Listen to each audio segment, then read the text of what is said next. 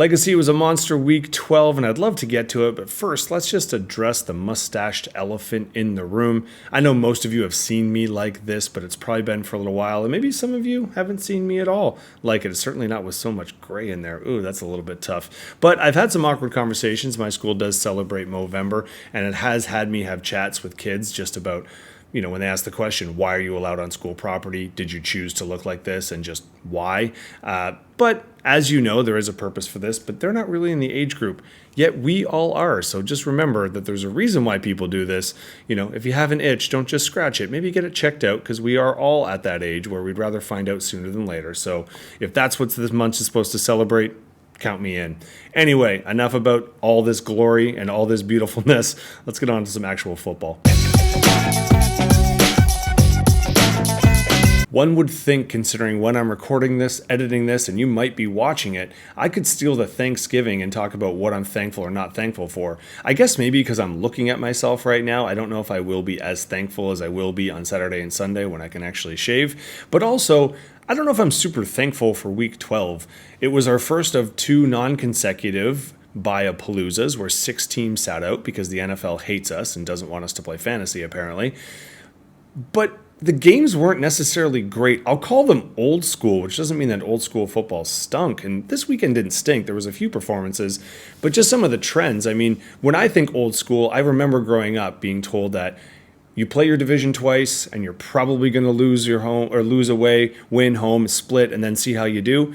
That was kind of this week, and except for Miami, New England, most of the divisional games were actually either kind of close or kind of important. So even if it was the 10-pointers like Denver and Vegas, or Seattle upsetting Arizona, you either kind of had the game that you didn't expect or slightly closer than you thought you'd expect. And I think you look at Tennessee, Houston, that's a good example. We had the Snow Bowl with Cleveland upsetting Pittsburgh. We had the OT for Minnesota and the Bears. But obviously the game that kind of highlighted this was Washington just putting up a stinker with Dallas. And if you actually watch that game and not just the end, it wasn't awesome. And especially if you had Daniels or McLaurin, they did nothing until the end. Daniels a little bit earlier, but if it wasn't for that 80-plus yarder with just horrendous Swiss cheese Dallas defense, those guys would not have been on the scoreboard. And then, of course, we get the folly of the missed extra point and then the return touchdown, and things go crazy. So it was entertaining, but I wouldn't necessarily say that was great. I think also when I think of old school in this week, I'm thinking of the running backs, and it's probably a trend I'm not going to speak too much on right now because it will likely be something I mention at the end when I do kind of the big recap. But the wide receivers that were supposed to be super consistent just haven't been, and knock on everything, most running backs have actually stayed healthy this year. Even the ones at the beginning, all the fantasy experts were telling you, stay away from Henry and Jacobs and Barkley, and you can try not to laugh as I'm saying that for a week like this. 7 different running backs had over 20 carries, and that is old school. Even in the Snow Bowl, as I mentioned with Cleveland, Chum didn't have a lot of yards, but he did have 2 touchdowns. And of course, Barkley looks like the league MVP if they actually gave it to MVPs and not just best quarterback with 300 plus. But there's a ton there that aren't slouches and are actually getting us more points than they were supposed to, as opposed to the wide receivers, which are not really doing so well. I think this also kind of makes me think that we are in a weird spot where we only have a couple weeks left. And so I'm going to save my every pick matters because you're going to hear it 5 or 6 times when I go over the league results. But I also think it's important for us to know what teams might be thinking. You can't really blame a team for maybe even starting to tank at this point. Look at the Giants this year. Last year, they put in Tommy DeVito. They should have lost a bunch of games. Instead, they beat Carolina, New England, and the Washington Seawards. All 3 of them jumped ahead. Remember, Carolina pick, actually Chicago pick. Those 3 picks end up being franchise potential quarterbacks. Whereas the Giants go a different route, it doesn't look like they're taking themselves seriously. Barkley leaves for, I think they're going to get a 5th or maybe a 6th round pick. And if that makes you a little upset, look what McCaffrey got not that long ago. Barkley's not necessarily McCaffrey, but he's one of the best in the game and probably should be going for more than a 5 or a 6. Then this year, they're underperforming, or actually probably adequately performing. Danny Dimes gets dumped, and now they're in another rebuild when they could have really rushed it last year, and they had more quarterbacks. Even if they didn't get top 3, they technically passed on a few other quarterbacks who are looking pretty decent. So as upset as we can get in fantasy, you really have to watch and see, is the team that I'm in, are they all in this week. It's really tough. You can't really tank in football, but you can certainly take people out a little bit earlier. So just an FYI, don't get too upset because we're in for a couple weeks where in most of these leagues, it is going to come down to that start and sit decision. Speaking of this week, I really do want to get ahead of myself because it's an exciting one. We have 3 Thanksgiving games, a Black Friday game, and then the rest of the week. Like I said, everything's going to be pretty electric, but let's put a pause on that because we are not ready to talk about week 13 yet. We haven't even talked about week 12 yet. So let's get to that and our personal league scores. We've all said it before. Sometimes don't overthink it. Just step up, be an athlete, and figure it out. Maxon, that was your win this week. I don't think it was necessarily a good, bad, and different. 173 is fantastic. That's not throwing shade there. I'm just saying you are probably one of the few people in fantasy sports in week 12 that played Saquon Barkley and lived to tell the tale. Gene, we'll start with you quickly here. You've actually had a fair bit of okay luck, but you've also made a lot of your luck by busting out 200 plus multiple times. You just didn't have it this week. To have 50 points from your guy, you would have thought you'd be a huge favorite. Your wide receivers just didn't help you produce a whole lot. You did have TJ Hawkinson, who was the tight end 4, and you had Houston's defense, which helped you out. That did all right. It was our defense 4. But you were a commando week. You didn't have a whole lot of options. A lot of your big guns are out. I actually think that's a good idea, though. I think in terms of our league, if you want to sit them out for another week or two, you've already clinched. Who cares? Let's see if you can win without Bijan, Chase, and Burrow. Oh, my God. Maybe, right? Why not? Just consider it. Just tell me you'll think about it. Anyway, for you, Maxon, this was a pretty big week just all around. You did actually have a massive wide receiver outpouring. Addison was the wide receiver 1, and what a great week to have him out there. Sutton's been a sneaky all-star for you and seems to be Bo Nix's favorite target, or at least one of the ones that are getting in the end zone for him. He was our wide receiver 3. You also had Lamar Jackson, who's been kind of your stud and your staple all year long. He didn't have a monster week, but he had our quarterback 5 performance. And then just a steady stream. Miami's defense was the 4th, and you did have some options on the bench. Andrews would have been a nice play at tight end, but you didn't need it. You were our top scorer this week, and what a week to do it. You're right on the Mendoza line of making that playoff, so a win is great and obviously what you need, but a win plus a huge score, I mean, man, that's even better. Apparently to get 170 plus this week, if it was for Kent's only. This was a pretty big one for you as well, Rushke, because in the top 4 spots here, you definitely want to make sure. We'll go to the table in a minute, but it's not exactly like our leads are massive. So again, the win plus the points, not a bad combo. Your boy Caleb finally stepped up. He actually had a pretty good game. You know what I'll say? One of his best games against Minnesota. That's a tough defense, and he had a quarterback 4 performance overall. Then you kind of look at your roster. You had Jacobs, who was the second best tight end, and let's be honest, in most weeks, that's the best kind of tight end numbers, but we know what happened for the number 1. And then just kind of a steady stream. Dallas, though, those 2 touchdowns, monstrous, and then it made up for the fact that some of your guys didn't necessarily perform as they're meant to. But similar to most people, the Bayapalooza week for you was this week. This is the one you got hit the worst, and you still managed to tell the tale. Timmer, it could have been a bit better for you. If you look down here, you had the wide receiver 2 on the bench. That wasn't going to turn the tide. You really needed some running back help. But again, I keep going up and down and up and down. You have had some running back injuries. We'll see if Pacheco come back for you next week, although we know Evans is already back, so you can take him off the IR if you'd like. Or if you don't, do you. Just, figure out any way you want to get after this one. I do think you still had some decent performances here, and obviously, if you would have put them all together or not played someone who had 170, you might have had a shot at it. We will look at the math in a minute. I think you're mathematically out of it, but there's nothing more fun than playing spoiler. Well, no, okay, winning is more fun than playing spoiler. But if you're not going to win or make the playoffs, then it is super fun to play spoiler. So let's see how that works for you. Whereas Kent, like I said, big win, a lot of points, gotta love it.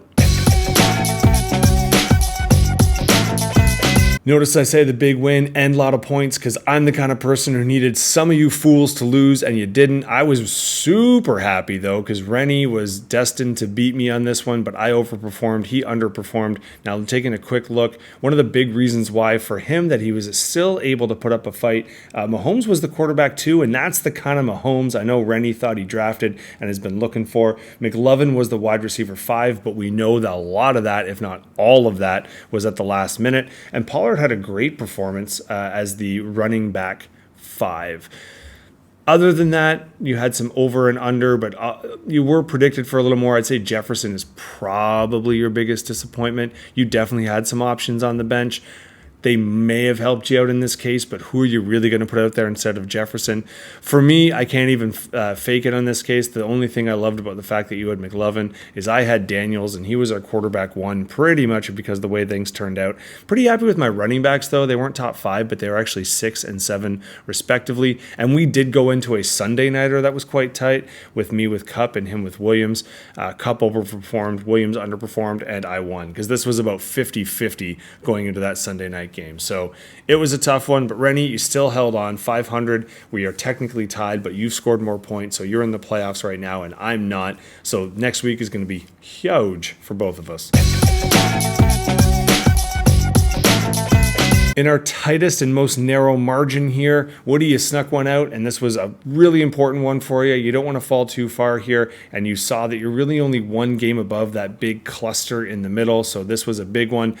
Also, the 153, that's right at that point that sometimes you win, sometimes you lose, so way to hold on. Marco, this sucks because it's within 4 points, and that would have been a nice win for you. If to keep the hope slightly alive, but also just to make sure that you beat Maddie, because that's just fun. Now, in general, we did have some people here on the board. DJ Moore was the wide receiver 4, and well done, Marco, because in some leagues, DJ Moore wasn't started.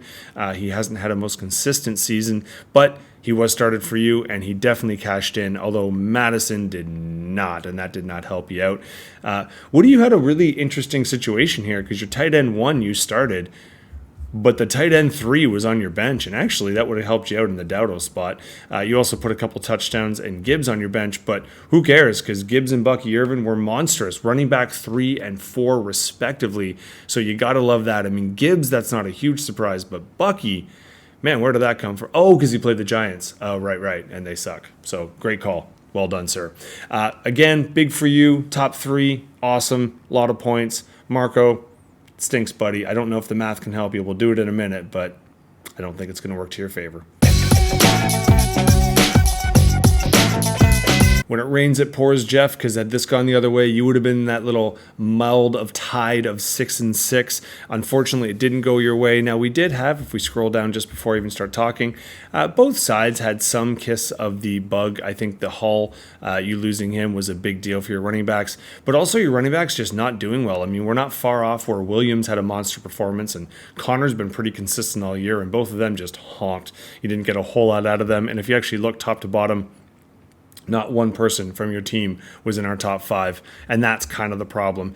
You did go against a kind of slumping Connor in this case, 133. He was underpredicted, but he had a few big performances, most notably Tua with a quarterback 3 shot, and we see here 220 pluses for your receivers. So realistically, it was over with those 3 people alone, and then just kind of keeping it relatively consistent. Although the Chargers defense, that was quite surprising. I mean, I didn't expect them to dominate Baltimore by any chance, but they've been a top scoring defense for most of the year. So you did survive, though, your Bayapalooza.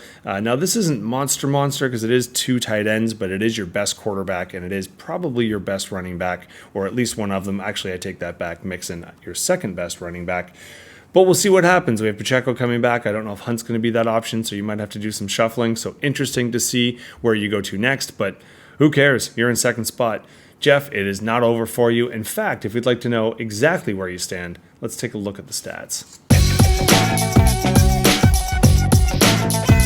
As mentioned, we only really have the one team that's for sure in, and I think at this stage we can say healthy, the for sure number 1 spot, so congratulations. You know there is a bye week and some financial considerations for that one. We also, as we mentioned, we have this kind of log jam here with 3 of us from 5 to 7. The 3 here for top 2, and second place is going to matter, remember, with that bye week. Then we have our bottom here that I think the last 2, you're pretty much done, but Jeff certainly isn't, and I don't think I am yet, so we've got some shuffling to do. Now, what's going to matter most is who you're going to play, because of course if you're someone like me, you don't want to, right, you're playing Gene, and that sucks. So like I said, Gene, You want to tank it, I think we'd all pretty much respect it. In fact, we'd all respect you more. I do think there's going to be some fun matchups. Obviously, we got two teams that get to play spoiler on each other before they go out and get unleashed on the league. This one's fairly important, I would say. The winner will be the favorite to have the number 2 seed and the bye, so that would be something I would think people want. Woody might have something to say about that, because if he can take down Maxon, then he can also be in that 8-win club. But Maxon can't really afford to lose at this point, knowing that people like Jeff and I are gunning for him and seeing what we can do. Speaking of Jeff, he has a chance to try and get Rennie down to his level and try and make sure that he can catch up, because at this point, I don't know, between Jeff and I, we don't really have a whole lot that we can put out there in terms of losses, but you could arguably say the same thing about a few other people here. So instead of just me going over hypotheticals, let's just wrap up the video so we can get to some football. I can't say it enough, so I'm just going to keep saying it. We know it's going to come down to a lot of decisions. How many times this week was it a bench move or someone you decided at the last minute to switch? We left some points on the bench. There's still a tight end that has really been top 5, top 10 for the last couple weeks, 4 touchdowns in 2 weeks, and no one's touching him. Defenses, not all of them were necessarily grabbed up, so there is definitely some points to be had. So what decisions do you want to make? You've already made a bunch of them, because this is coming in late, just before Thursday. We know Thursday we got the 3 games for Thanksgiving. We know we got the Black Friday game. We got Sunday. Monday actually holds a little bit of a special place in my heart. The Denver and Cleveland, most people wouldn't care about that matchup. I've seen a version of Denver-Cleveland years and years ago, which is why I have the Mighty Quinn on my back occasionally, but that's here nor there.